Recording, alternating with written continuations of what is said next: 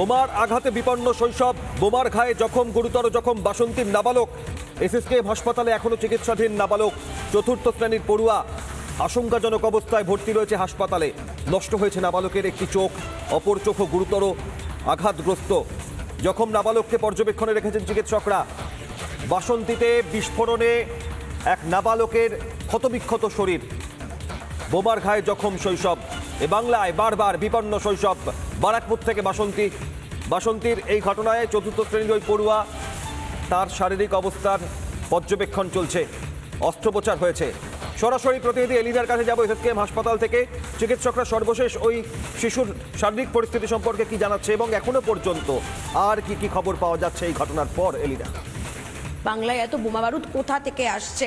এই একটা ঘটনা কিন্তু নয় অভিকের আগে যদি তুমি একটু দেখো অতীত ঘেটে, তাহলে দেখা যাবে কত কত শিশুর শৈশব এইভাবে বোমার জন্য বিপন্ন হয়ে গিয়েছে, কত শিশুর আলোময় জীবন অন্ধকারময় হয়ে গিয়েছে।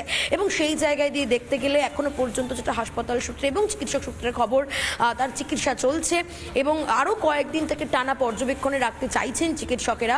তার একটি হাত সম্পূর্ণভাবে কবজি থেকে কিন্তু উড়ে গিয়েছে, অর্থাৎ হাত এবং চোখ দুটি সব থেকে শরীরের সব থেকে আমরা যেটা বলি দামি অঙ্গ, যে হাত দিয়ে আমরা কলম ধরি, যে হাত দিয়ে আমরা লেখাপড়া করি, সেই হাত, সেই ডান হাত কিন্তু তার উড়ে গিয়েছে। অর্থাৎ সেই হাতে সে আর কোনোদিনই কলম ধরতে পারবে না, কোনোদিনই সে আর লিখতে পারবে না ডান হাত দিয়ে। এটা কি এটা একটা বাচ্চার জীবনে ঘটা কত বড় বিপর্যয় হতে পারে, যে জীবনের এখনো কিছুই দেখলো না, পৃথিবীর কিছুই দেখলো না, তার জীবনে এত বড় একটা বিপর্যয় নেমে এলো, এত বড় একটা অ্যাক্সিডেন্ট। কিন্তু এই অ্যাক্সিডেন্টের পিছনে কারা লুকিয়ে আছে?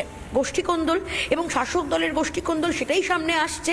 বোমা বাড়িতে মজুত করে রাখা ছিল, সেই বোমাকেই বল ভেবে খেলতে গিয়ে এই শিশুর হাত উড়ে যায়, চোখের দৃষ্টিশক্তি চলে যায়, একটি চোখ প্রথমেই ৮০% খারাপ হয়ে গিয়েছিল, সেটা চিকিৎসকরাই জানিয়েছিলেন। অস্ত্রোপচারের পর তার একটি চোখ সম্পূর্ণভাবে নষ্ট হয়ে গিয়েছে।